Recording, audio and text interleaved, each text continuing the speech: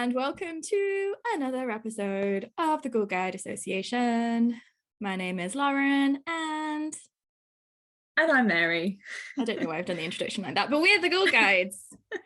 And this episode is a little bit of a different one. So we are going to be talking about something a bit different. But before we I was like jaunching, and I think I wanted to say swoop in. I think maybe is appropriate for this episode. Yeah, right. Like merged a bunch of words in my head accidentally. Yeah, but you know, whatever. Yeah, this episode's going to be a little bit silly. But yeah, before we delve into madness, how you doing, Mary? I'm doing good. Yeah. Industrial action is on the horizon, so yes, things are as ever interesting. Yeah, and it's strike season, ladies and gentlemen, on multiple fronts, and you know that's a whole conversation in of its own. But if you don't know why various unions are striking, please read up. The nurses will be striking. Yep. Rail workers are striking. Academic staff. And shout out to UCU. Who are striking imminently. We support strikes. Yeah, we in do. all flavors. all flavors of strikes. Yeah, as we say most weeks on this podcast and just in our general daily lives, the world's a hellscape. But there are things you can do about it, and if you're in a union, striking is one of them. And if you're not in a union, then I will say, whatever industry you're in, go and look into the unions, and join a union. Yeah, as someone who used to work in a role where I couldn't join a union, and I'm now back in a role which, though I'm not research or teaching staff, so I haven't rejoined UCU.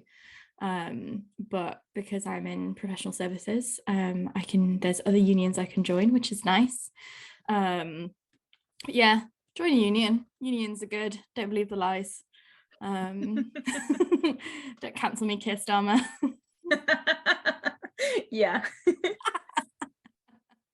Ha. Yeah, cool. Well, I'm glad you're good. How are you, friend? I'm okay. It's dark and cold and I'm very tired because I have no blood in my body. But it was my so one of my very dear friends has two children, and one of them just turned 6, and he was like, Auntie Lauren, will you come to my birthday party? So I was like, yeah, of course I'll come to your birthday party. Being auntie is the best thing because I get to go, rile the kids up, and then I'm like, bye, and then I bounce.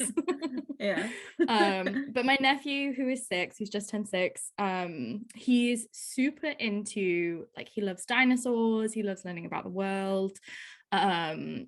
For like book day, you know, when they dress up for book day, his favorite book is his encyclopedia, so he went as a volcano. Oh no, it's an earthquake.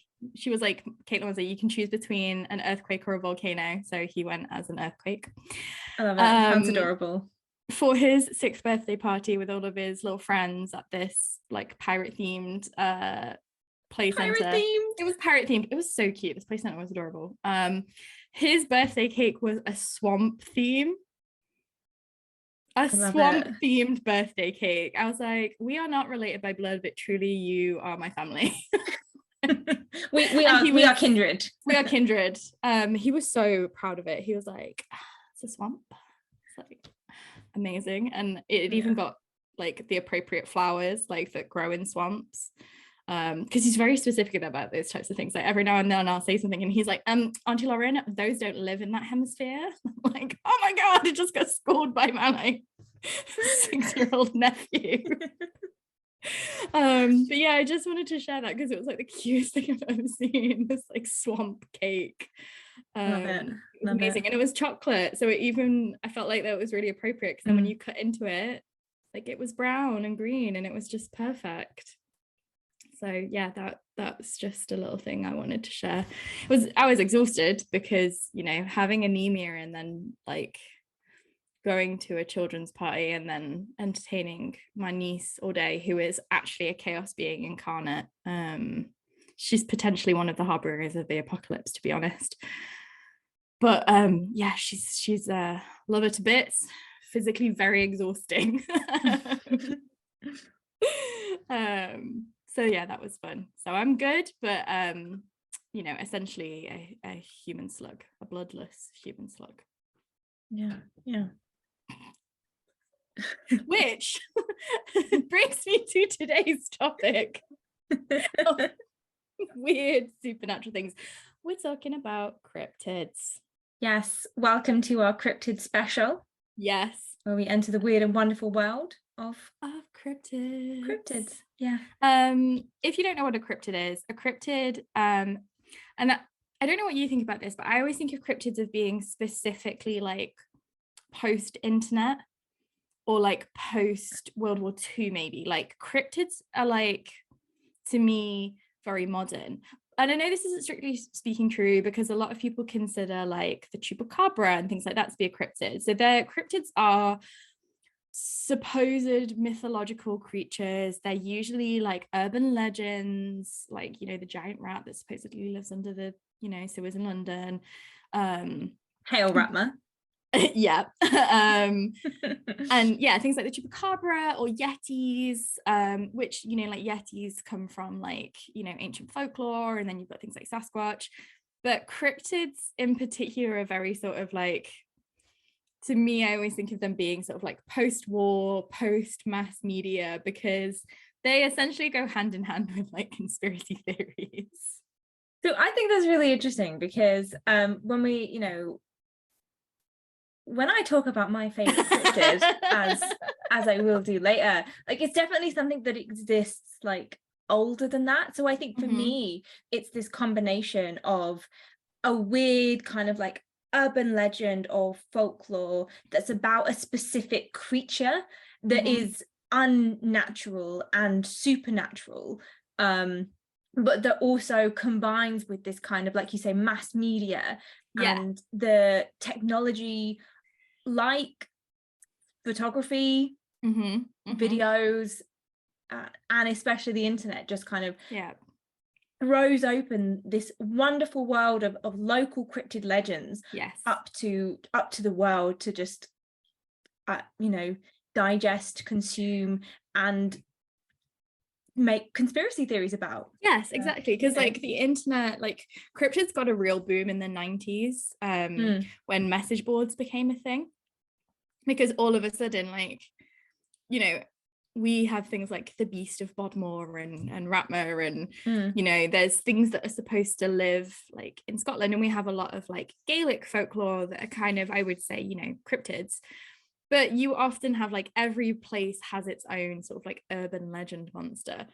But then with like the dawn of, you know, global technology and the internet, everybody could share those things, and all of a sudden this thing that supposedly exists in this one place is like international. And I think another thing about the 90s is you have this rise, and I guess a little bit in the 80s as well, but definitely in the 90s, this boom of like home kind of videography, and also alongside that, you know, found footage. You know, so if you think like the Blair Witch Project in 1999, but obviously there's been loads of kind of films about cryptids, like you know, Bigfoot, and people going and being able to do their own low budget investigations, where you go into a swamp or a forest or the mountains or wherever the specific cryptid lives to try and find it. And then mixed with that, then, you know, found footage is just a wonderful kind of horror genre that takes that and says, but we're also going to pretend that it's real. Well, I say pretend. Exactly. Pretend is doing a lot of work there. Maybe these cryptids are real. It's not for us to decide. Well, well, this episode is about cryptids and why cryptids are cool and why cryptids are Gothic, of course, because it's the Ghoul Guides Association. But as we mentioned at the top, this is like a special episode, and what we're actually going to do is tell each other about our favorite cryptids. Or specifically cryptid singular. And full confession, Mary already knows what mine is, because it's quite a well-known fact about me, and I've actually talked about my love for this particular cryptid on multiple occasions. But when we were chatting and saying like we should do a funny special episode, I was like, I want to talk about the Mothman again. Oh no, you've just said who Well, you're this talking is about. my introduction. Yeah. Mine. Okay, so with is that, the Mothman. well, yeah, with that, I will say to everyone, whether you're watching or listening along, buckle in, grab a drink, you know, get comfortable and get ready for cryptid story time. Yay! So Lauren, handing this over to you to Awesome. talk about your favorite cryptid, and you've already revealed that it is the one and only Mothman, so take it away. Yeah, so Mothman is from Point Pleasant, Virginia in the USA. Mm-hmm. He is potentially an alien, potentially a interdimensional being, which in some cases is an alien and in some cases isn't an alien. He is potentially some kind of supernatural or preternatural being, so maybe native to this plane of existence or this planet, but maybe not. Or he is potentially some kind of weird mutant or some kind of lab experiment. It's unknown, but what we do know is that the Mothman is my boyfriend. Oh yeah. Yeah. We have many happy years together. I love the Mothman. The Mothman's great. A shout out to Shane and Ryan from BuzzFeed Unsolved for introducing me to the Mothman. As you can see if you are watching on YouTube, I have this Mothman jumper, which is designed by Wizard of Bard. You can find him on Instagram. I really love their designs. I just really love the Mothman. I don't know exactly why, but maybe as I tell this story, I'll come to that epiphany and realization of why I love the Mothman. But the Mothman is one of those cryptids that I think really captures contemporary anxiety, captures particularly the American desire to folklorize and to mythologize American culture. But also sort of like Cold War culture and kind of post-nuclear fear.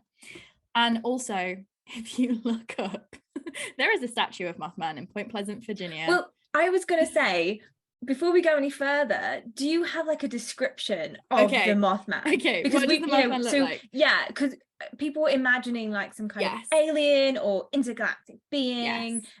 Has a name called the Mothman. Where does moth feature in it? So doesn't actually, I don't think, look that much like a moth. And there's conflicting accounts of what Mothman looks like. And other podcasts, other shows have done this where they've gone on a deep dive into like the sightings of the Mothman, what the Mothman is supposed to look like, the possibilities of the Mothman. I'm not going to be doing that so much as talking about why I think the Mothman is such a cool cryptid. But also like the sort of cultural significance of the Mothman, because as much as I love the Mothman, I do not believe the Mothman is real, apart from in my heart. Because I don't know if you've all realized this about us, but we are massive skeptics. Shocker. Everybody just like presses stop, unsubscribes from the show. It's no, like, don't do that. Don't do that. But yeah, so the Mothman is generally like described as being taller than an average human, potentially humanoid shaped, usually with like huge wings, and conflicting accounts of whether or not they actually are like moth-like wings or whether or not some people describe him as almost being like blurry, and a lot of the depictions of him are almost like fuzzy blurry, but the one thing that kind of always pervades is that the Mothman has big glowing eyes, usually described as red, sometimes golden. This Mothman has got gold eyes, but then also look at these. Are these eyes? Who knows? We don't know. He might be an alien. He could have as many eyes as we like. It kind of like it kind of reminds me of those biblically accurate drawings of angels where there's just eyes everywhere. So many eyes. I love those. But yeah, so the Mothman, when I first heard about it, I was like, oh, it's like I kind of thought it was going to be like Tinkerbell, you know, like some fairies have got like butterfly wings. No. Usually described as being like 8 or 9 feet tall, big huge wings, glowing eyes, potentially humanoid like, potentially not. But according to the statue of the Mothman at Point Pleasant, Virginia, ripped, shredded, man's got a 12-pack. He's got literal buns of steel. The Mothman, like, he lifts, bro.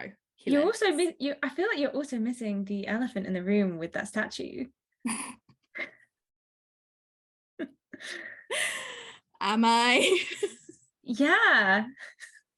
Is it that it's like just got a weird smooth Ken like genitals and has no No, dick? I just mean that he has a great ass. That's what I said, buns of steel. It has literal buns of steel. I thought you were just talking about like his abs, like. No, and, you know. I mean his actual buns, but yeah, he also has like weirdly got no genitalia. Looks like a Ken doll. Definite absence, which is fine. Genitals are not important. They don't define a person or their gender, but it is weird that someone was like, he must have a 12-pack, an incredible ass, and then just was like, let's not talk about like, this bit. It's like, have you seen those pictures from Disney of what Marvel film was it, where they've just some poor person who does all the CGI has had to like CGI out someone's like bulge, and it's like, this, like, it's not. Yeah. Why? Well, it's pretty much, I think it's like Captain America, Spider-Man, anyone that wears a unitard, they've had to like digitally smooth out the bulge, which I find hilarious. They don't have to do that. That's a choice that they have made, just like it's a choice in making this Mothman statue to make it so ripped.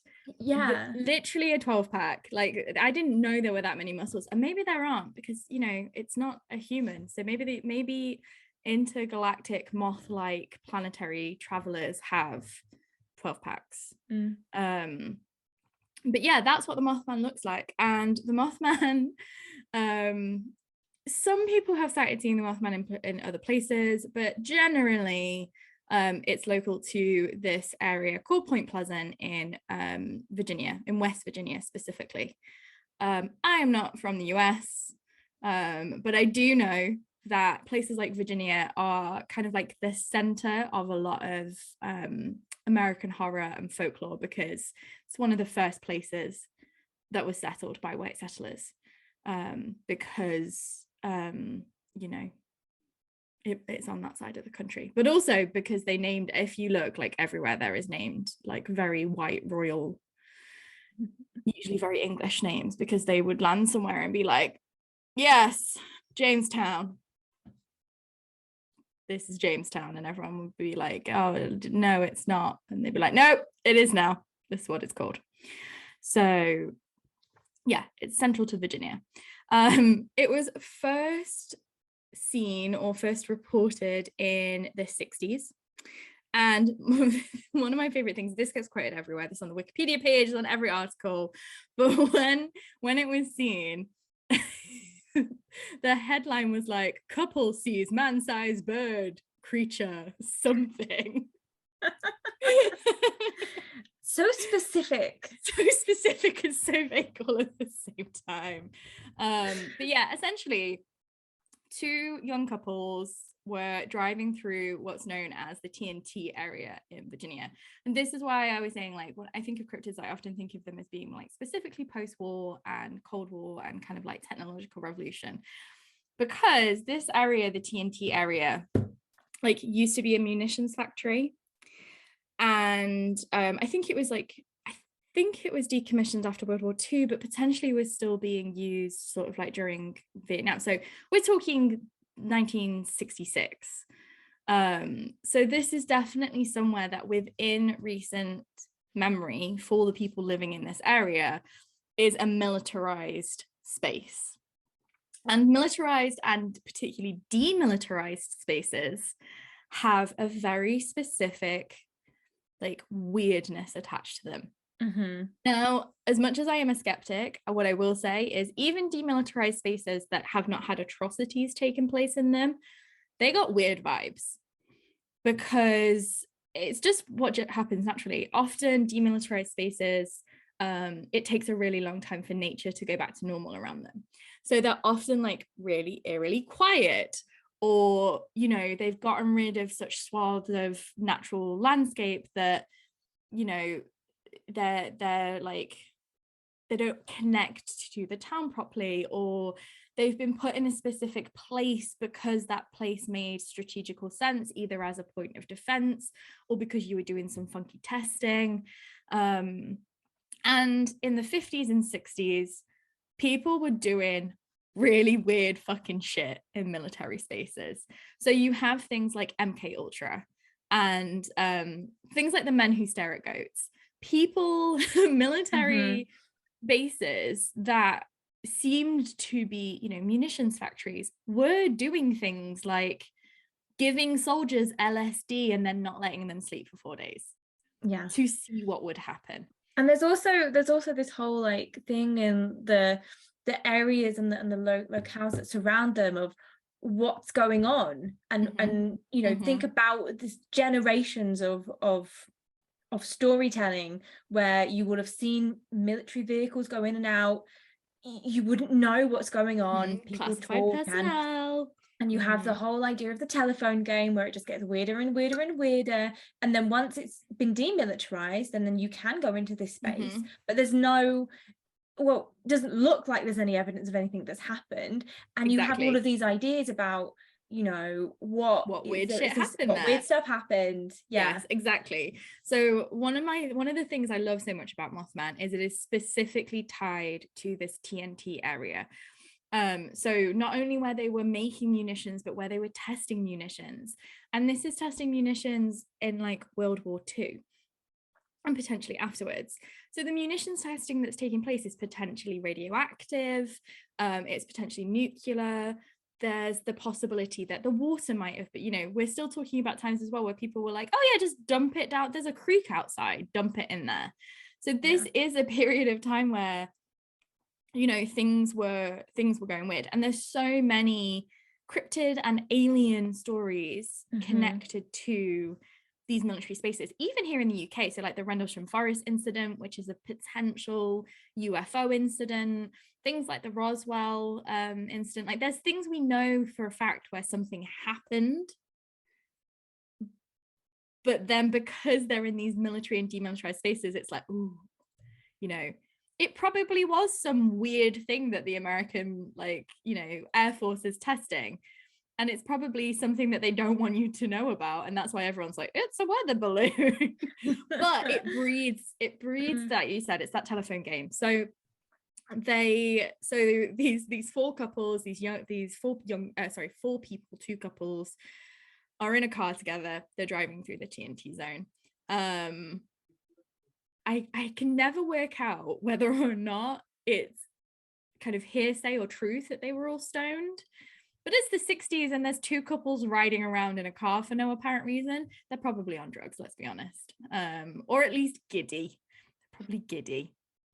And you know, why else do you go? This is like when you're a kid and everyone's like, hey, don't go to the site where this building's being torn down because it's dangerous, because there's like asbestos there and something might fall on you.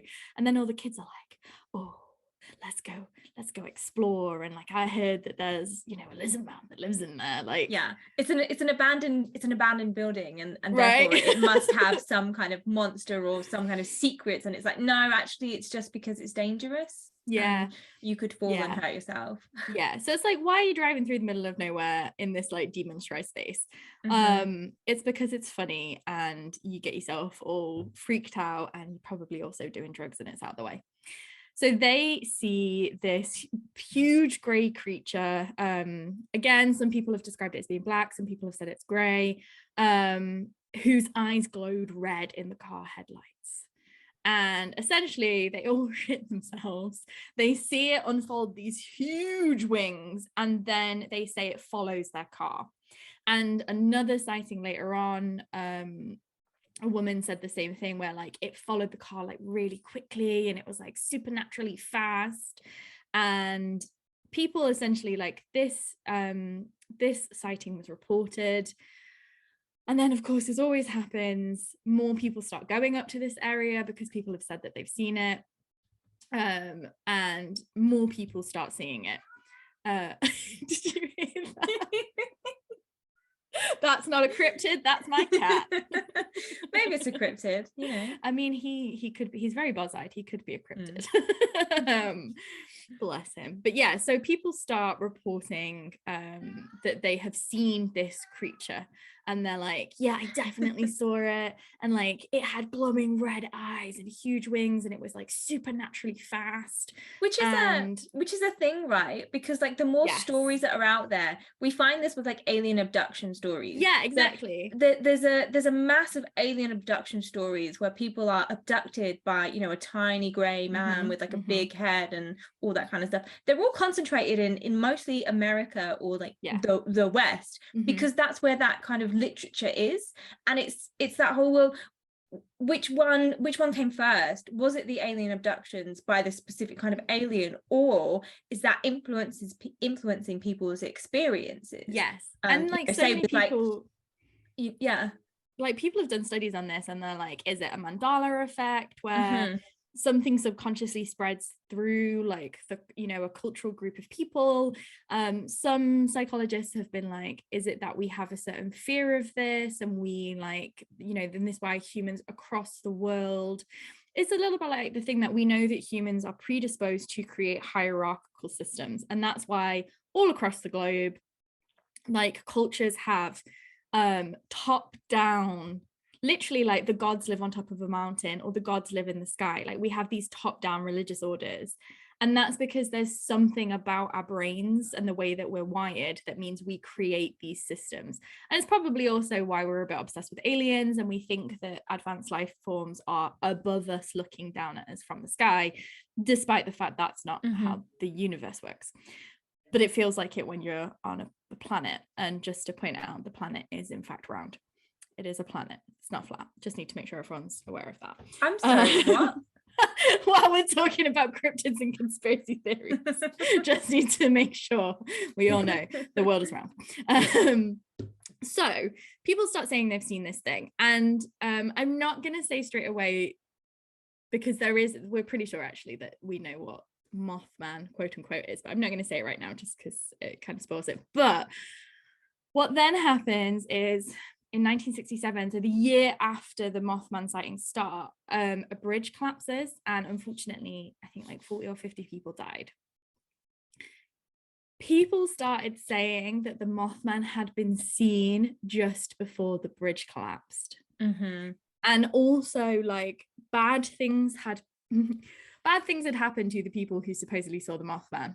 Now, the law of averages means that bad things happen to you no matter what. But this sounds like a cop-out. This sounds like a massive cop-out. Yeah, but it's kind of like... this bridge has collapsed. It must be the Mothman. It must be the Mothman. Oh, no. Like, you know, I stepped on some gum. The Mothman. Yeah, the Mothman. And it's the same way that like horoscopes work, isn't it? Like, if you start looking for signs, the signs will appear.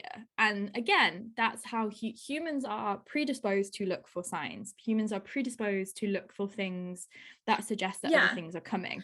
And this is a evolutionary thing, you know, like it's through natural selection. If you are a kind of living being, whether it's a human or another kind of animal, and you hear a noise, you need to know that this is something I need to run away from. It's going to be scary, and you need to like make these patterns that suggest maybe this is a monster. It might just be something else, but if you don't have those things and you stay where you are, then maybe it is something that's going to come up and eat you, or you know. This is how humans like survived, and I mean dinosaurs got wiped out by a meteor, but this is why humans survived to become like an apex predator, is because we developed like senses to be like, all the birds have stopped singing. We're predisposed to look for patterns. There's been a mudslide. That probably means there's going to be an earthquake or a tidal wave or a volcano, and maybe we should leave the area because a natural disaster is maybe going to happen. So yeah, essentially this bridge collapses, and because bad things had happened to the people that had seen Mothman after they'd seen them, people start piecing these signs together, and people started being like, the Mothman is a harbinger. It is a harbinger of destruction. It appears. And then people were like, does the Mothman cause the destruction? Or is the Mothman like just the symbol? Like, is it the messenger? And then in the 70s, Let me just check his name because I always forget. Yeah, John Keel. John Keel writes a book called The Mothman Prophecies, which basically is like a sort of supernatural thriller that expands this idea that the Mothman is some kind of like bringer or symbol. And then in 2002, they made a film of it with Richard Gere, which I don't know why, but I never actually realized, because I have not watched that film. I was like 12 or 13 when it came out.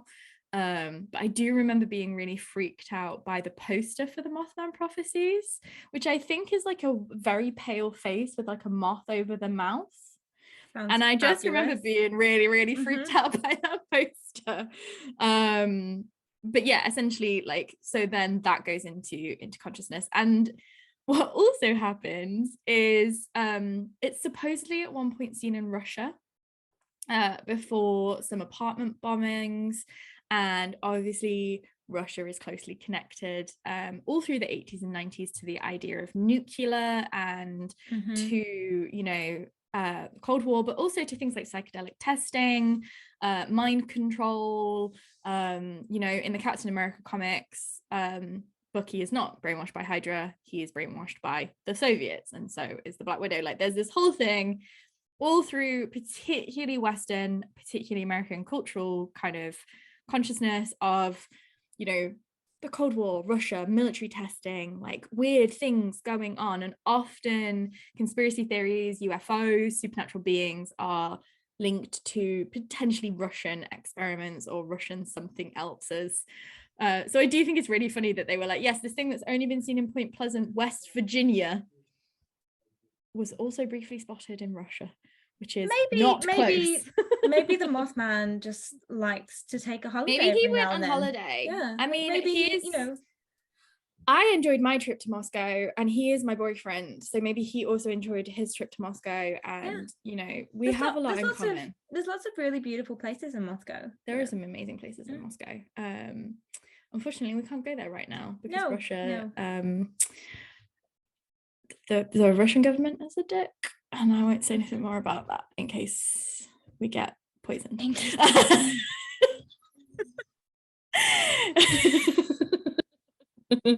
But yeah, so essentially maybe the Mothman also just likes touring like regional cathedrals. Yeah, I mean, he's got taste, okay? Like, he's a man with taste, and I feel that's why we have such a deep emotional connection. But yeah, so Mothman becomes closely linked with this kind of post-World War II like rise of what I would call sci-fi conspiracy. So this isn't a folklore cryptid necessary. I mean, it's folklore now, but this is not like an old folklore cryptid. This is not the chupacabra, it's not the Sasquatch. I keep mentioning those two because they're my other two favorites. But yeah, he's like a modern invention, and people went crazy for Mothman because this, as I said, is at this time where things like sci-fi magazines are starting to get really popular. You start to get mailing lists, and then of course the dawn of the message board, and became really, really popular, and then became really popular again in the 2000s because of the movie with Richard Gere, and then the Mothman was the darling child of Tumblr. So if you don't know what Tumblr is a social media platform, still active, and a lot of people are heading back there because of what's happening with Twitter. But during the 2010s, the early 2010s, Tumblr was a unique mess of a place. It was a beautiful, beautiful time to be on the internet. Also a horrendous time to be on the internet. But one of the things that got real popular, that people on Tumblr love spooky shit. They love spooky shit. One of the reasons BuzzFeed Unsolved and ghost hunting shows got really popular is because, the Tumblr crowd, and Mothman became sort of the poster child of the cryptid fandom, shall we say. I feel like a kind of contemporary understanding of what Tumblr energy is that, big Tumblr energy. Yeah, but for the past few days, people on Tumblr have been writing fanfic about a film that doesn't exist. Yep. And to the point where it's now like one of the most fanfics on Tumblr, and I think that's just such a Tumblr thing to do. That I love that is happening right now, because it is such a good example of the way that Tumblr memes evolved very naturally, because something would pop up. I mean, this is how memes work, but something would pop up, and then next thing you know, it was in everybody's lexicon. Like, everybody was using this turn of phrase, and I would think that I'd be like, oh yeah, everyone finds this funny, and then I'd say it to other people who were, you know, online in different spaces like Reddit, and they'd be like, what the fuck are you talking about? It's very what's that philosopher, Dada, I can never remember, but like Dadaism is this kind of like subgenre, shall we say, of surrealism that perfectly captures the very millennial Tumblr kind of humor / weirdness, and Mothman became kind of part and parcel for that. And that's partially because on the episode of BuzzFeed Unsolved where they go searching for Mothman, it's just two guys in the woods in Virginia making high-pitched moth-like noises and saying weird shit, but also like we love it. This is obviously a big thing with like cryptids in general. Point Pleasant has gone in. The Mothman is their most beloved son. He is their favorite son. He is their mascot. He's their icon. Lots of people claim to have seen him in Point Pleasant. They have a Mothman festival, which I think originally started as a way to celebrate the film, or because people were like interested in it. And I think it's a little bit like how the Real Forks now has a festival because of Twilight. You know, people go to, and like Kirk's birthplace in Star Trek like has an actual statue of him. You know, these pop culture things, when they're based on real places, like become, you know, symbols.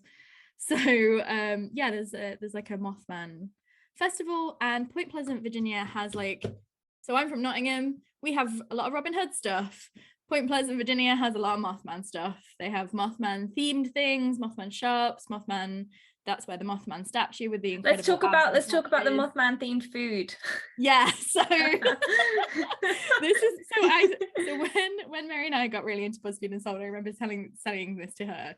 There's this so in the episode, Shane and Ryan go to a pizza place that's famous for making a Mothman pizza, and they show the Mothman pizza that's got this like design made of the ingredients. Obviously, if you've ever, if like me, you went to a British school in the 2000s, one of the things you used to do in food technology, which if you're in the US is kind of like home ec, was they used to make you design a pizza, and you had to like make a shape or something. And I made a turtle, and I was so proud of this turtle, and it looked amazing. And then I put the fucking turtle pizza in the oven, and when it came out, it did not look like a turtle.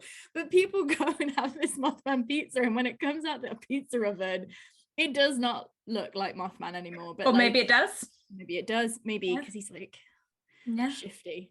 But yeah, there's like a whole tourism industry. Like this whole town has managed to develop a tourism industry because of the Mothman. And I just love that. I love that. As maybe it's because I'm from somewhere that also has like traded off the identity of a possibly not real thing for, well, at this point for us, like centuries, but particularly in, you know, the last like 50, 60 years. I just really enjoy that. And I also just love that people are like, they can't even agree on what the lore for Mothman is. You know, with Robin Hood, we're at least like, yeah, there's a general canon to Robin Hood. We accept certain things. But with Mothman, they're like, he speaks in high-pitched tones, or maybe he's telepathic, or maybe he, you know, shifts between planar dimensions, and maybe he can mess with like microwaves and radiation, but potentially he can move at the speed of sound. And basically no one is agreed.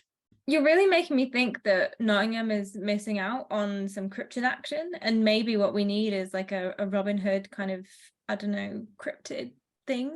Nottingham City Council, hit me up. I'm ready. I feel like I say this every episode. I'm like, yeah, get in touch. I've got an idea. But yeah, Mothman, one of the things I love about Mothman is, you know, like how people complain about the Scarlet Witch in the MCU because her powers are really poorly defined. That's Mothman. Yeah. Like, what does he do? Mothman, Everything? Some stuff? Mothman potentially is just a very fast, very strong entity with wings, but potentially it's also a telepathic harbinger of destruction and devastation, or maybe it's an alien. It can be whatever we want it to be, which is and quite that's nice. just beautiful. Yeah, but that's also really yeah, nice. I just love the Mothman. Sometimes people draw it really cute and fuzzy, sometimes it's got abs of steel and an incredible ass but no genitalia. But what I just really love is that it's such a great example of the weirdness that happened after World War II and the anxiety about military experimentation and the possibilities. And because so much data and documentation was sealed, that only in the last 10 years has become opened. And you know, things like MK Ultra that people were like, oh, maybe that happened, maybe it didn't happen. We now know that they were doing some weird ass drug testing on a lot of people who probably didn't agree to it, and that they were genuinely funding research into like whether or not you could kill someone with your mind. It was a weird time where a lot of weird shit was possible, and I partially think that's because of the Nazis' obsession with occultism. Yeah. Like Hitler was so obsessed with occultism and was obsessed with things like, you know, the Masonic temples, and he was, you know, this is why Indiana Jones is set when it is and has Nazis as the bad guys, because they genuinely were searching for occult shit. And particularly the US was like, well, if it does turn out to be true, like we should do it. Like, you know, maybe he's not a stupid man, like he's spending all this money. So you just have this weird explosion in the 60s and 70s of like just the most bizarre stuff, and the Mothman is one of them. And that's why the Mothman is my favorite cryptid, because real weird, great example of how internet culture works, great example of Cold War and post-war panic, great example of nuclear anxiety, but also like apparently looking at that statue, the monster fucking community, because, you know, yeah, I don't know what gays, female gays, male gays, queer gays, monster gays, who know, maybe it's all of them. I like that, monster gays. Yes. Gays. Yeah. We know people want to fuck those monsters. People want to fuck the robots. When Age of Ultron came out, everyone was like, I want to fuck that robot. And you know, that's what makes the Mothman a cryptid for all ages, a family cryptid. There's something there for everybody. Oh, that's nice. Yeah. Thanks. So that's, as you can probably tell everybody, this was not research. This is just stuff that I already know about the Mothman. Well, you would know all this stuff, seeing as he is your boyfriend. He is my boyfriend. It's important to know about your partners. You know, we have this conversation when we talk about Gothic novels. Don't get into relationships with people that you don't know very well. That literally was just pulled from my own personal knowledge about the Mothman and the things that I like. If you have your own Mothman facts, please send them to me. I love them. But yeah, Mothman, what an icon. What a guy. What a guy. Yeah. Such a great lad. Top lad. Absolute top lad.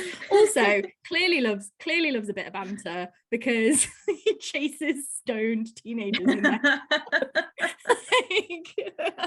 I just love the idea that if Mothman was real, he spends his time coming into this reality and just like pestering people on drugs. Yeah, like what? Maybe he's like, no, I know it's fun to be a teen, but you know, it's just like teaching them a lesson, like pranking them. He's a prankster.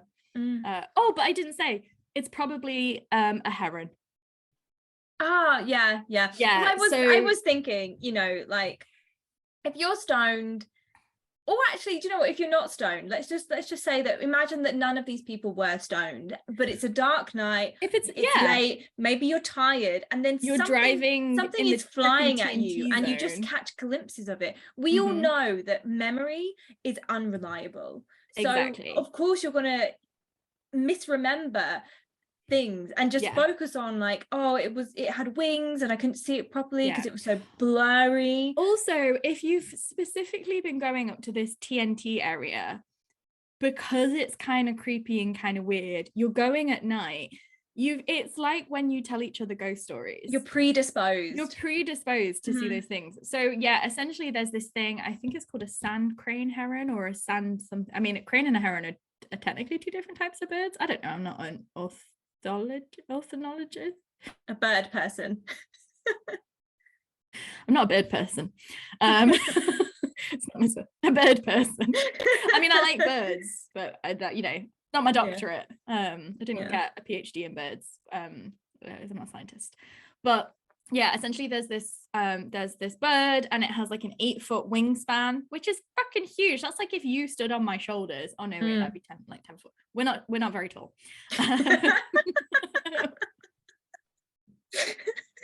But they thought that Mothman had a 10-foot wingspan, so that would be like if you stood on my shoulders. But yeah, so there is this actual bird, and this is one of the things that happens with cryptids a lot. Certain animals and birds, when light hits their eyes, it like can reflect. And basically, if you were to shine headlights on, like yellow headlights on this particular bird, it would make their eyes glow red. And it's huge and it's very fast. Not like some people that have seen Mothman reckon it like, took over their car and they were driving 60 miles an hour and all of this stuff. But yeah, would be a freaking huge ass bird with glowing eyes. So it's probably this bird. It's almost definitely this bird, because this bird does in fact live in this area. And in 1966, after the two couples in the car saw the supposed Mothman, other people went looking and were like, I saw a huge bird. So other reported sightings of the Mothman were like, we saw, it was terrifying, but what they actually said was, we saw a fucking huge bird with glowing eyes. Which, to be fair, if you didn't know that existed and you saw it, you would be like, that's a monster. Because what bird is that big and has glowing red eyes? Like, we as humans don't think that things like that eyes should glow, because eyes don't emit light. I think this is what's really interesting about cryptids, and specifically American cryptids, is that because America is a kind of settler colonial nation, it's still very young. And a lot of the kind of urban legends, and specifically like cryptids, you can imagine it's just because these settlers and colonialists have gone to a new place and they don't know it. They don't have the centuries worth of local legends, and you've got in the same way, and it's going to be very different. And you've got big unexplored places, like it's when you like, the UK is a very tightly packed country. We have a lot of folklore, not so much in England because we're shit and we have no culture, and we pushed the kind of like Gaelic people and everything out. But if you go to Wales, if you go to Ireland, if you go to Scotland, and even Cornwall has a lot of folklore. The North has a lot of folklore. Places like Northumbria has a lot of folklore. Yorkshire has a lot of folklore. Like, there's a lot of local legends that still remain in the places that were slower to industrialize in that expansion out from London. So you're kind of like, oh yeah, these things, but you're like, yeah, it was probably a horse. There's a lot of folklore about horses, like demon horses, and it's because we have big fucking horses. Like, have you seen Shire horses? They're big, and when they go a bit crazy, like, they are terrifying and they could kill multiple people. But we don't have unexplored land. Whereas in the US, like, there's these huge massive spaces, and it's why you get so much folklore about places where there are jungles, because where humans cannot see and humans cannot track and explore and say, yes, okay, here's an accurate map, we know exactly what this place looks like.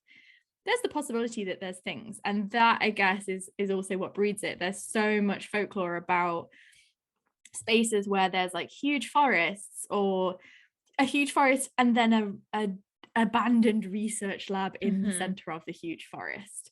And like, there's things like there's it's technically a game. It's called Ong's Hat.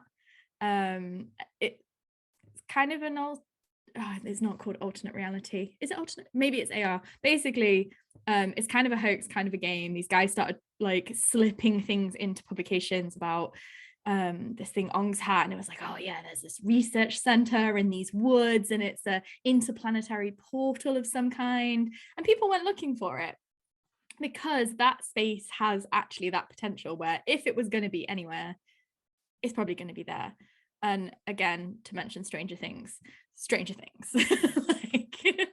we know things be strange, yeah. And like we know that, like, you know, like companies poisoned entire towns by dumping chemicals in water, and like, you know, like the show, like things where like, oh yeah, like the Radium Girls, where they were using radium to like paint watch faces, and then all of a sudden all of their skin starts falling off and everyone's like, oh, what is happening here?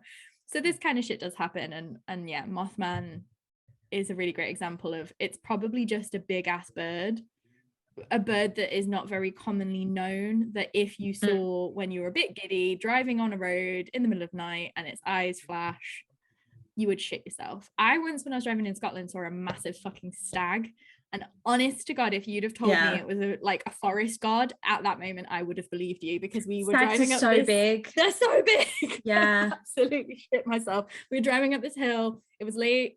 Well, it wasn't actually late. It was probably like 9 o'clock, but it was dark. It was foggy. Didn't know where we were going. We were in my tiny little shitty Nissan Micra.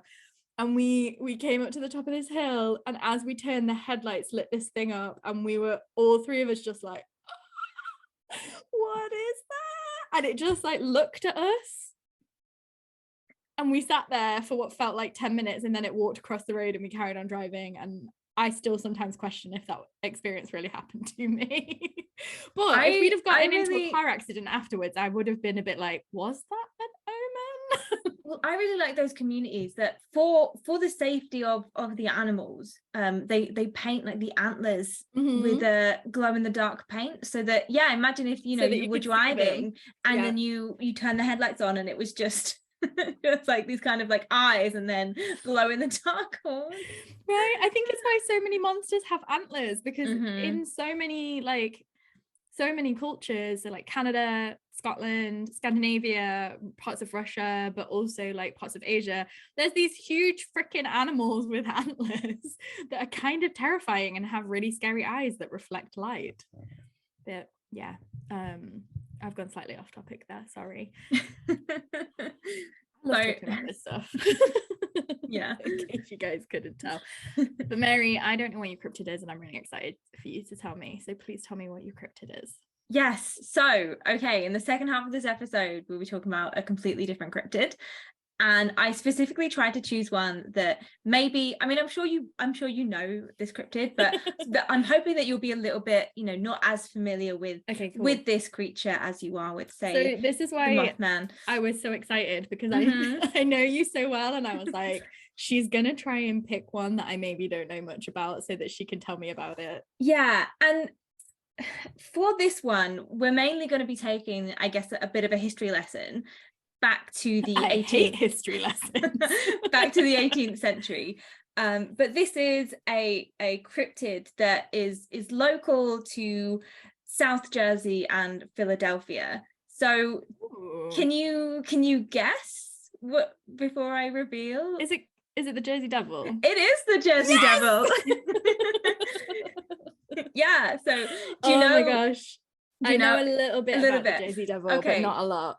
Okay, fabulous. This was a really great like little history cryptid rabbit hole for me to go down into. But okay, yeah, so we're going to be talking about the Jersey Devil. And what is the Jersey Devil, you might be asking yourself? So I am definitely asking. TLDR, it is basically a flying biped. So that's basically a creature with two legs with hooves. And sure. I mean, we can cut to the chase. Was the Mothman just a bird? Is the Jersey Devil just a bird? Probably. Spoiler, it's all birds. Yeah, it's all birds.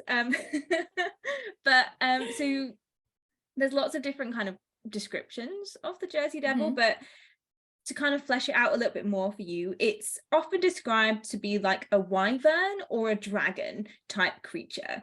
So 2 legs. It has a head that resembles either a horse or a goat.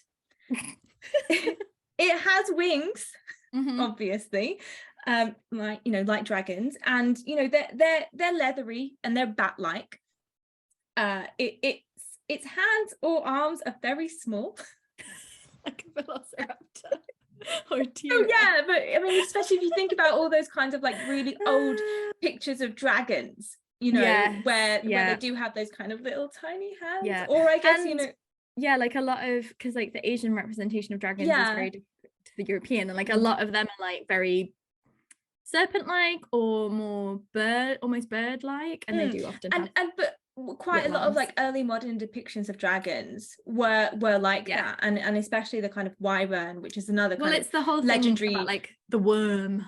And so its legs, so it has 2 legs and they've got cloven hooves, and it also has a tail, and so this tail is forked, like let's pick all of the bits, all of the like things. A chimera. We want all of the things. We want kind of like bat-like dragon wings, we want a kind of goat head, we want tiny teeny little arms, and like hooves. So it's probably like and a bird that caught a goat, but then maybe like a bat also was like, give me, like, that's too much food for one person. So this creature is said to inhabit specifically the forest of Pines Barrens, which is in South Jersey. And it does also have another name. So it's also called the Leeds Devil. And I think this will become quite obvious why, as well, we get into, so we've got 2 origin stories for you. So the first one, I think you'll see why it's called Leeds. But yeah, so the first origins can be traced back to the 18th century, and specifically around 1735, with a woman called Jane Leeds. It makes so much sense. And she was also known as Mother Leeds, and she had so she had quite a big family, 12 kids. It's pretty standard by 1735 style, like 2 of Jane Austen's brothers had 12 kids. I know, it's just it blows my mind, but could not be me. Not me, but you do you live your best life. And she lived with her 12 kids and her husband in the Pines Barren area. Apparently she fell pregnant again. Oh my god, I think I've just remembered part of the story, but I'm gonna let you finish telling it. So like I was saying, to me 12 is quite a lot of kids. 13 is, some would say, too many. And 13 is like another child as well as these 12 kids that you already have. So in this economy, I can relate to this. She felt apparently frustrated and didn't want to be pregnant again, but her response was basically to curse her unborn child, as one does. And she said, this child of mine, this 13th child of mine, will be the devil. She went into labor on a stormy night, because of course. And her normal human child that she birthed soon transformed into a creature with hooves, and a goat head, bat's wings, and a tail. So she gives birth to a human baby, and then before her eyes it transforms into at least she didn't have to birth hooves, because she can be thankful of that. Would be painful. And apparently labor is a spectator sport, or a spectator event, so all of her friends were there. I guess this is probably I was going to say this is probably true. I don't mean the bit about the demon baby. I mean that probably everybody was there, because you're living in I assume, settler community if it's like 1735. There's no trained doctor. You're relying on everybody else and their experience of birthing, like, to assist you in the birth. So like that is a genuine thing. I do imagine also it probably was just a bit of a like, it's not that interesting to be a settler in the 1730s, and if someone's gonna pop a baby, you're like, ooh, drama. Yeah. But also, yeah, you were kind of like expected to be like pitch in and help, because if the mother's in labor, who's looking after all those kids? Well, exactly. And like there usually was a community midwife or like a wise woman, but generally you all chipped in and helped. Like you went to, especially if you didn't have like family, because usually like a sister would come or something, but yeah, you all had to get involved and literally roll your sleeves up. So everyone was there, witness to the birth of this child that then transformed into this monster thing, and the devil child, as you would do, started growling at them all. And then flew up the chimney and then fled towards the pines, where apparently it still lives there to this day. Oh, wow. It's like an immortal devil baby. Yeah, well, it's a cryptid. Yep. So it's this weird goat, bat, horse, dragon thing that lives in the Pines Barrens and continues to terrorize the residents. There is no historical evidence for this story. I just want to put that out there. But there was a woman called Deborah Leeds who lived in the area about this time, and her husband Japhet Leeds, what a name, I might be pronouncing that wrong, apologies, but her husband had a written will, and that stated that he had 12 children. So I think this is like the basis for some of the legend details around this whole Mother Leeds story, that people have cited this creature. They've called it the Jersey Devil or the Leeds Devil, and then they found or maybe remembered, oh yeah, it must have been that woman that had 12 kids. Because of course, and maybe there's lots of speculation around Mother Leeds. Was she a witch? And maybe this is why her 13th child was a devil. Maybe the child's father was actually the devil himself. Maybe. Hence devil child hybrid. Yeah, that is a very popular like folklore thing. Like, and the devil coming and impregnating. Because if it can happen to Mary, not you, Mary, I mean like the biblical Mary. Thank you for clarifying that. You did not get divine, what's it called, immaculate conceived or experience immaculate conception. But if immaculate conception can happen for a god baby, the logic would suggest it can happen for a devil baby. Yeah. As above, so below. Exactly. Yeah. Exactly. There's also lots of stories about attempts that the local clergyman tried to exorcise the creature from the pines, which I just think is hilarious. And I'm just imagining like a kind of local, 18th century kind of religious figure going into the forest, trying to exorcise this creature when actually it's just a bird. But also like they would have been like, I mean, they might have been Catholic, but like I'm imagining they're probably like probably not Puritan at this point, because we're talking like 1735, but they're probably Protestant. What does a Protestant exorcism look like? Because I don't think you're meant to believe in that shit. Like that's part Martin Luther's rolling in his grave. Like we have had this conversation. Hey, you say that, but the big man himself, JC, in the Bible, he exorcised demons. So it's true. It's in the Bible. It is in the Bible. It is. But yeah, I always think of it being a very Catholic thing. Like but yeah, that is origin story number 1. Mother Leeds. I'm glad you like that, and I hope you enjoy the next one. As you said it, I was like, oh, I've just remembered. The story is that she birthed a natural devil baby. So there is another potential origin for this myth, and I think this is even more batshit and funny. I don't know, maybe you can tell me which one you prefer at the end. We'll weigh up the pros and cons. It centers on founding father Benjamin Franklin. Freaking heck yes. B. Frank's making another Yep. another appearance in the Ghoul Guides Association. And his beef with two New Jersey residents, Daniel Leeds and his son Titan Leeds. So Titan Leeds. Yep. Wow. So okay, let's rewind a bit. They're the same family.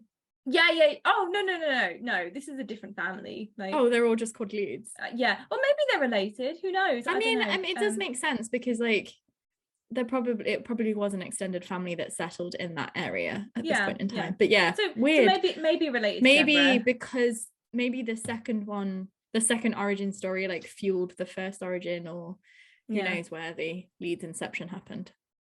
But, yeah, fascinating. Titan Leeds. Yeah, but anyway, let's focus on his father first. Who is Daniel Leeds? So as we kind of talked throughout this episode about America, and it being as we conceive of it today, it's from a kind of settler colonial nation. So this was at this point it's not even technically this was a time of settler colonial expansion, where Christians and other religious groups from across Britain and Europe were basically moving to and colonizing different parts of America. And Daniel Leeds, what can you guess which denomination he is? Well, I'm assuming Leeds is for the city of Leeds in England, which means probably some Protestant denomination, maybe Presbyterian or something like that. I'm trying to think what's popular in that area. Well, okay, so he was a Quaker. Yeah, that makes sense because there's a lot of Quaker halls in Yorkshire. Yeah, and he'd moved from England to this colony. Fun fact, we fucking hated the Quakers. They popped up and they were like, hey, so we were thinking we have a religion where there's like no hierarchy, and the British Crown was like, get the fuck out of our country. Yeah, well, like, hold your horses with that shit. Hold your horses, because I think you're in terms of like communities chucking people out. This story has some more of that. But okay, right, so he was part of a colony that is now known as New Jersey. And the thing about Daniel Leeds is that he was considered to be a massive weirdo by his other Quaker friends. Do you want to guess what? Like, he walks out of like the Quaker prayer meeting and everyone's like, fucking Daniel, man. Yeah. Do you want to guess why? Like, I mean, the Quakers are pretty chill peeps. Like, they, drink oats. They're generally like, as religious, like organized religions go, like I can fucks with the Quakers. They're, I respect some of their ideologies, but they don't have much tolerance for like superstition and bullshit. There we go. So, okay, Daniel Leeds started an almanac called the American Almanac. And oh my God, is this the Ben Franklin connection then? Because he was obsessed with that guy that made that almanac. Yes, exactly. Right. Oh my God. So what is, first of all, like what is an almanac? I feel like we should explain. It's basically a yearly publication. And sometimes it's a publication about one specific topic. Sometimes it can be about lots of different topics. So there'd be like the weather. Here's some farming stuff. Here's some nature stuff. I saw some birds today. Was it was it a devil? Yeah, but it's basically a publication that happens yearly, and different almanacs are about different kinds of things. Yeah, it was essentially a way to predict things like the planting seasons and weather before science and technological advancements allowed for it. So you would have like ladies' almanacs that would be like, okay, for the last 5 years on September 21st, it rained.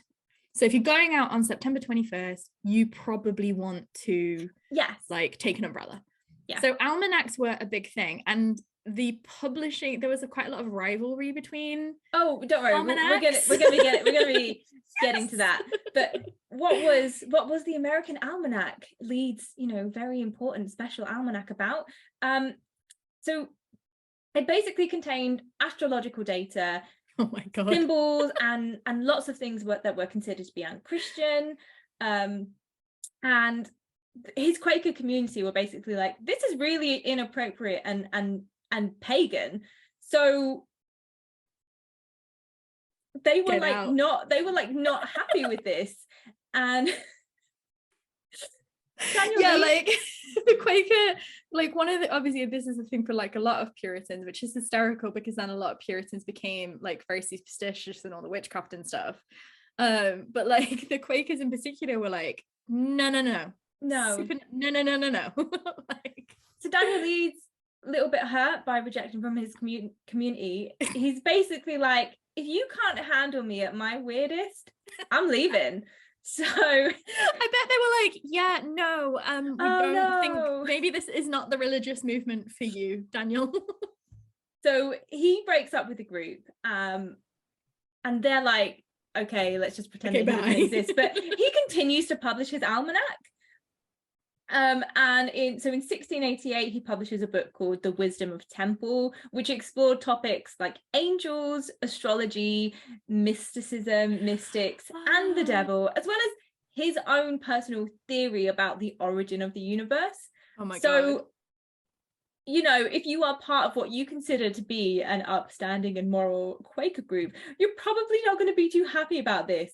So basically like if you're going to be blasphemous, tick all the boxes. They were like, yeah, you know that weirdo Leeds that like left, and he's published another almanac and it's just as weird as the last one. So they tried to suppress it. And in response, can you guess what Leeds did? Published another book. He published another book. This one was called The Trumpet Sounded Out of the Wilderness of America. And yeah, so that title again, The Trumpet Sounded Out of the Wilderness, of America, which goes back to what we were just saying about the unexplored. Yes, but this one was basically about, so Leeds accused Quakers of being anti-English and anti-monarchy, and also argued and the Quakers are like, yeah, and also argued that Quaker theology denied Christ. So he's like coming at them from all these angles, and they're like, these Quaker bitches ain't shit. Yeah, exactly. And they're just like really not happy with him. The feud between his Quaker, old Quaker community and him continued for many years, primarily because he just kept publishing books. And he was like, yeah, okay, that was basically the way, that's what everyone was doing in the 18th century. Like Horace Walpole publishing like a counter address and then a counter address to the counter address of the address. Yeah. And essentially it got so bad that George Fox, who I don't know if you remember that name, but he is like one of the founders of Quakerism. Yeah. I was like, okay, no, I need to stop this. So he published his own book, which accused Leeds of being in league with the devil. So it's like, sure. Okay, so you can kind of see, I mean, I'm not gonna lie, like, if I was a religious person in the 1700s and some dude just irrationally kept popping off at us about, all this weird stuff and basically engaging in all this like occult bullshit, I would probably be like, okay, well, the only rational explanation is devil. Yeah, exactly. So that's a little bit of background on Leeds and also the almanac, which is important. But where does this leave Franklin? And how does Benny Frank, and also like where, what about the Jersey Devil? So in 1716, so he's been publishing this almanac for a long time, and it's been quite successful, but Leeds, he's getting on, he's getting old, so he retires and he passes his almanac on to his son. He's like, this is our family legacy. Titan. Absolute, like, insane bullshit. Yes, and Titan not only continued to publish the almanac, but he also added, like, on the kind of front page, kind of so he redesigned a lot of stuff, made it prettier, added in some images, and on the front page he added so we're going for a rebrand. his family crest, which features wyverns. Okay. So if you remember, the Jersey Devil is a creature like a dragon or like a wyvern. And so how revelations of him. I know, yeah, exactly. And as you've said earlier as well, the Leeds Almanac is not the only almanac in town. And as you also mentioned, like founding father Benny Franks had his own almanac. Yeah. And he was like, why is this other almanac so popular? So he got into a feud with Titan. He didn't want any competition, so he tried to just go at all of the other kind of almanacs. And he was almost obsessed with Titan. And I don't know if this is true, but I'm pretty sure as well that Ben Franklin, like, there was someone either in England or France that was also publishing an almanac, and Ben Franklin basically like was like, oh, and then was like, I'm going to do the American one. So it's kind of funny that he was then like, no, only I. Yeah. Oh my God. He so Benny Frank's almanac was called Poor Richard's Almanac. Sure. And so he starts shit talking Titan, and at one point he said this: honest Titan, deceased, was raised and made to abuse his old friend. So this is basically a joke where he's saying like, my competitor has died, but as a ghost he continues to haunt me. Titan was not dead at this point. So Franklin is like, this guy be dead and he's haunting me. Ben Franklin, such a fucking troll. Yeah. Like so they have a bit of back and forth. I think like keep shit talking each other. And then Titan died in about 1738, which is about the same time that the Jersey Devil kind of that kind tale of kind of originated. And the theory basically goes that it's born out of this feud. Like the spite. When of course, so there must be this kind of devil kind of creature, and it's associated with this weird ass Quaker thing, like almanac. He summoned it to like this family are pins in Ben Franklin's shoes. And what basically probably happened is there was some weird ass bird that everyone in the local area was like, what is that thing? What is that? And then you have all these stories, amplified by Ben Franklin and this feud, and also the feud between the Quakers and Daddy and Leeds, this guy, and then then his son. Because I think Ben Franklin was a Mason, like a Freemason, and they got some weird, like, maybe we'll do an episode on them. They got some weird shit. But also, as I mentioned in the Hellfire Club episode, which is later than this, but like was, fucking with the Hellfire Club, and they were all into what I would call like proto-Satanism. So I'm not shocked that Benjamin Franklin. You could tell me literally anything about any of the founding fathers and I would just believe you, because those guys, those dudes were weird. They were wild and out. They were just so weird. They were so weird. Like, genuinely, when people like when people talk about the New World Order and people think that it dates back to the founding fathers and the Illuminati, part of me is like, the biggest part of me is like, that's complete bullshit. But when I look at them and you read about the stuff they were doing, I'm like, well, I mean, sure. I would not put it past any of them to have been like New World Order. Or it's that, isn't it? They think that's the Illuminati thing. Apparently there's loads of triangles everywhere because triangles are cool or weird, or they're super popular in the Masonic. The triangle is a really popular Masonic symbol. But my God. But that is the origins of the legend. There's still massive like interest in the Jersey Devil. I read a book I think last year that was about like loads of supernatural creatures, and one of which was the Jersey Devil, which was quite fun. But I also just want to mention a film, because you were talking about the 90s and how the 90s has been like a boom for kind of cryptids, and I think that there is this film called The Last Broadcast, which was released in, I think, 1998, and this was actually one of the inspirations for the Blair Witch Project.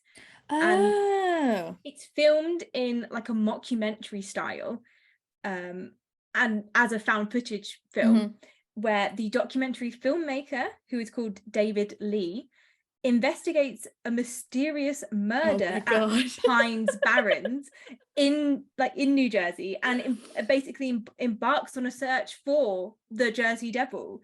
And the series is called Fact or Fiction, and it's him basically, you know, like talking about it. But yeah, like apparently these other people had gone there before, and then there was only one survivor. He's in prison because apparently he murdered all of his colleagues, but he's like, no, it wasn't me, it was the Jersey Devil. It was the Jersey Devil. Yeah, so I love it, not only because, even though, like, I know this isn't the case, as a Brit, my only real cultural awareness of New Jersey is Jersey Shore.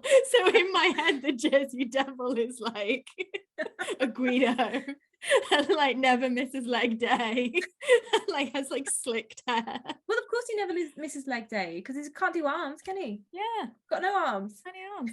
I am pretty sure this was probably a big bird carrying like a goat or something, because there's some big fucking birds in the US.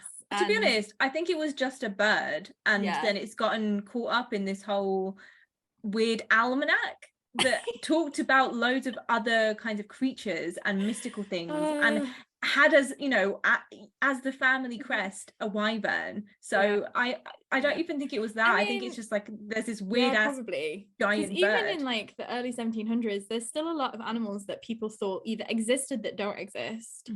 Bless it, like, but like Scotland's national animal is a freaking unicorn. Yeah, which I love, but also, you know, there's still people that were like, oh yeah, an elephant looks like this, and they're like, how do you know?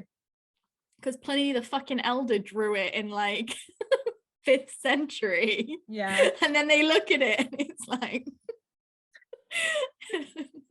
or like when we go places and it's like, do you remember the pelican in that museum? We were in, was it the Chicago Art Institute, and there was this pelican and it had got like udders and like weird, it was like part bird, part cow, part dragon. I was like, yeah, that's definitely what a pelican looks like. But again, pelicans are pretty fucking big and they sound terrifying.